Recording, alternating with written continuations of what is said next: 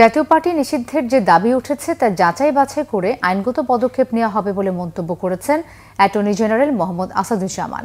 দুপুরে ঝিনাইদহে জাতীয় বিশ্ববিদ্যালয়ের আঞ্চলিক কার্যালয় উদ্বোধন শেষে তিনি কথা বলেন।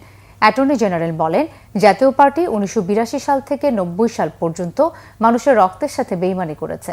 এছাড়া জুলাই বিপ্লবে আওয়ামী লীগকে সহযোগিতা করে তারা পুরনো ইতিহাস উন্মোচন করেছে। গণ অধিকার পরিষদের সভাপতি নুরুল হক নুরের উপর হামলার সুগভীর ষড়যন্ত্র ও চক্রান্তের একটি অংশ বলেও মনে করেন অ্যাটর্নি জেনারেল। 82 সাল থেকে 90 সাল পর্যন্ত বাংলাদেশের মানুষের রক্তের সাথে বেইমানি করেছেন, রক্ত নিয়ে খেলেছেন। জাতীয় পার্টি জুলাই বিপ্লবে আওয়ামী লীগের সহযোগিতা করে তাদের পুরনো সেই ইতিহাস উন্মোচন করেছেন। আইনি কী পদক্ষেপ নেওয়া সম্ভব সব দিক যাচাই বাছাই করছেন।